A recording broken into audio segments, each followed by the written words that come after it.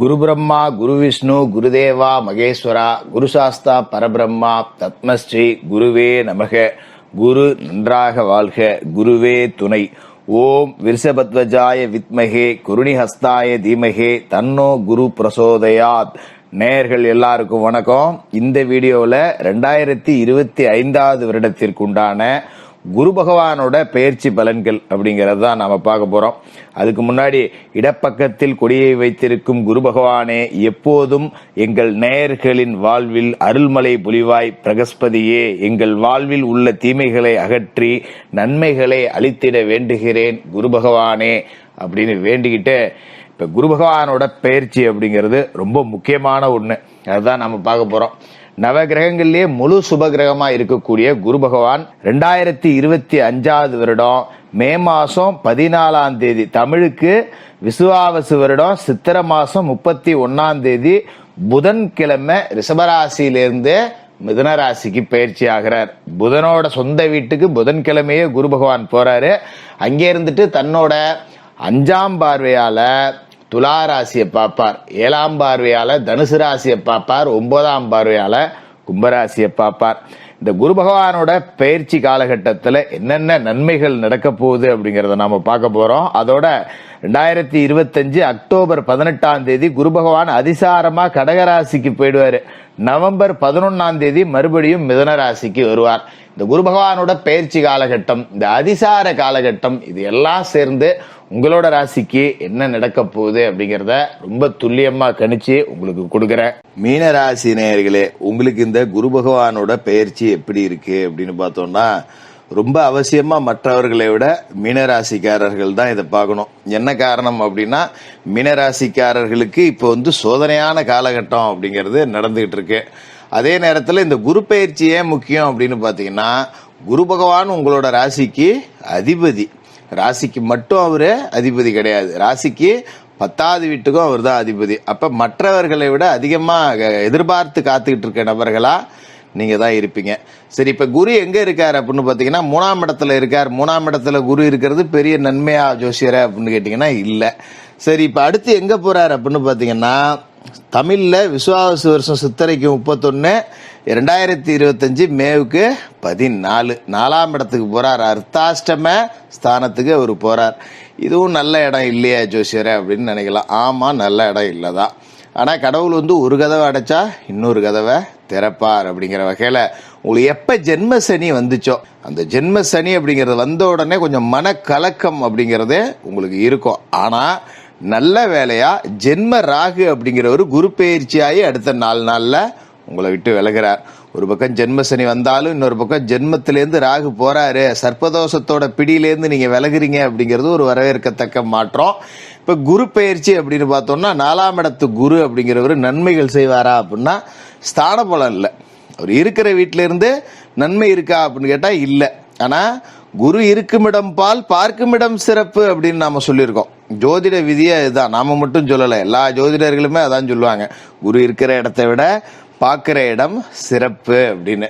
அந்த வகையில குரு பகவான் தன்னோட பார்வையால உங்களோட ராசிக்கு 8, 10, 12 இந்த 3 வீட்டை பார்க்கிறார். இதுல 8ஆம் இட பார்வை அப்படிங்கிறது ரொம்ப சிறப்பு. ஏன்னா ஜென்ம சனி அப்படின்னாலே மன உளைச்சல், தூக்கமில்லாத இரவுகளை கிடக்கிறது அப்படிங்கறதான் கொடுக்கும். அதை சரி பண்றது தான் இந்த குரு பகவானோட 8ஆம் இட பார்வை அம்சமா பொருந்தி இருக்கு. இதுதான் நான் கடவுள் ஒரு கதவை அடைச்சா இன்னொரு கதவை திறப்பார் அப்படின்னு சொல்றது.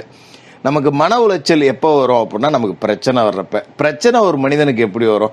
பணத்தால வரும், குடும்ப பிரச்சனை, சொத்து பிரச்சனை, பிள்ளைகளால பிரச்சனை, இந்த மாதிரி உறவுகளால பிரச்சனை, நட்புகள்ல பிரச்சனை, இப்படிதான் வரும். அது மாதிரி பிரச்சனைகள்லாம் உங்களுக்கு மன உளைச்சல் கொடுக்குது பார்த்தீங்களா, அதை தடுத்துடுறாரு ஒரு குரு 8ஆம் பார்வையால. அப்போ உங்களுக்கு ஒரு மன சஞ்சலம் கொடுக்குற மாதிரி எந்த பிரச்சனையுமே வராது. ஏதோ 10 ரூபா காசுக்கு பஞ்சம் வருது, பார்த்துக்கோ விடு அப்படிங்கிற மாதிரி போய்க்கலாம். தேக ஆரோக்கியத்துல ஜென்மசனி பிரச்சனையை கொடுக்கும். இவர் 8ஆம் இடத்தை பார்க்கறதால பெரிய அளவுல பிரச்சனையில இருந்து உங்களை காப்பாத்துறாரு. அப்ப சாதாரணமா ஜுரம், காய்ச்சல், சளி ஒரு 500 ரூபா கொடுக்குறோம், ஒரு ஆஸ்பத்திரிக்கு போறோம், ஒரு ஊசியை போடுறோம், மாத்திரையை வாங்கி சாப்பிட்றோம், அந்த அளவுலயே போயிடும்.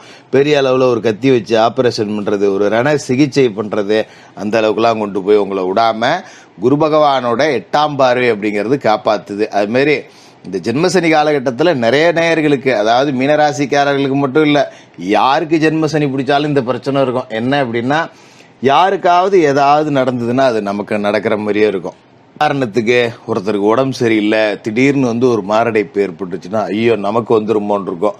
எங்கேயாவது ஒரு விபத்தை நேரில் பார்த்தோம்னா ஐயோ நமக்கும் அந்த மாதிரி ஆயிடுமோ அப்படின்னு இருக்கும். அந்த மாதிரியான மன உளைச்சல்ல இருந்து உங்களை காப்பாற்றுவார். நம்ம அதெல்லாம் ஒன்றும் பிரச்சனை இல்லை, நம்ம நல்லா தான் இருக்கோம், நம்ம வாழ்க்கையை நோக்கி ஓடுவோம், என்ன கொஞ்சம் காசு கஷ்டப்படுறோம், பரவாயில்ல விடு, திரும்ப கஷ்டப்பட்டுக்குவோம் அப்படின்னு சொல்லிட்டு உங்களை தட்டி ஓட வைக்கும், ஒரு உத்வேகத்தை கொடுக்கும்.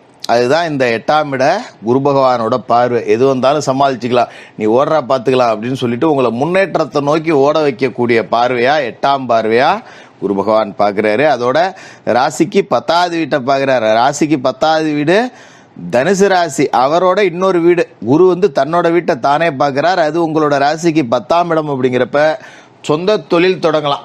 பேர்பட்ட கஷ்டத்துலையும் பார்த்தீங்கன்னா சொந்த தொழில் தொடங்கிடுவீங்க.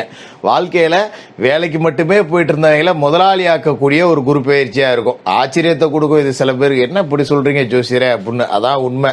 7.5 சனி காலகட்டத்தில், ஜென்ம சனி காலகட்டத்தில் குரு 10ஆம் இடத்தை பார்த்து தொழிலாளிகளை முதலாளிகளாக்குறாரு. போதும், நம்ம இன்னொருத்தனுக்கு உழைச்சி கொட்டின வரைக்கும் நமக்கு நாம் உழைப்போம் அப்படின்னு சொல்லிட்டு சிறுகாசு ஏதாவது ஒரு முதலீடு போட்டு ஒரு தொழிலை தொடக்கி உட்காருவீங்க. வளர்ச்சி நல்லா இருக்கும்.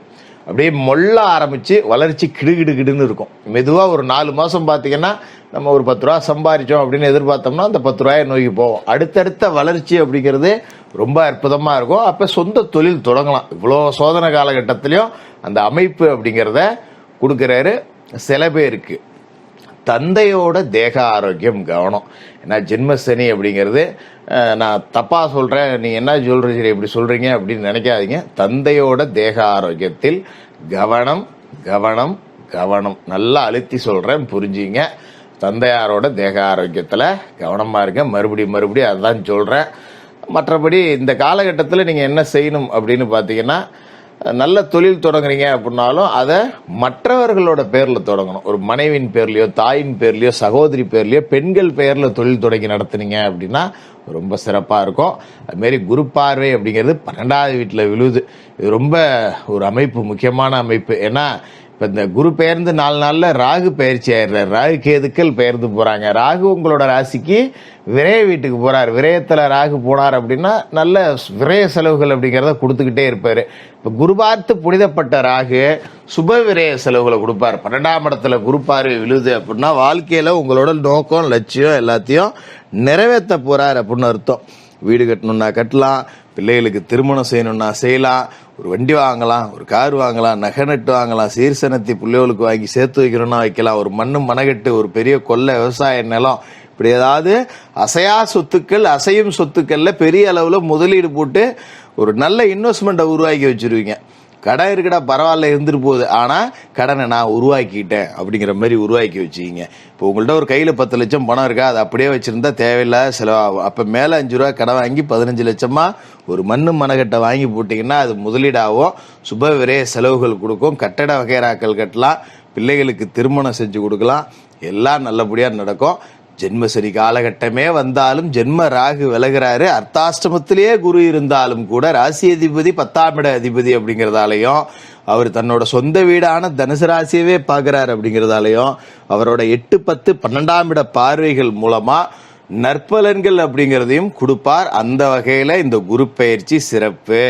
சனிக்கிழமையில சனி பகவானுக்கு எள்ளு விளக்கு போடுங்க. மாற்றுத்திறனாளிகள், ஏழைகளுக்கு உங்களால முடிஞ்ச உதவிகள் செய்யுங்க. வியாழக்கிழமையில குருவுக்கு நெய் தீபம் ஏத்திட்டு, மாணவர்கள், ஏலபால மாணவர்கள், ஒரு ஆதரவற்ற மாணவர்களுக்கு உங்களால முடிஞ்ச உதவிகள் செய்யுங்க. இந்த குரு பயிற்சி நல்லா இருக்கும். மீனராசிக்காரர்களுக்கு வாழ்த்துக்கள்.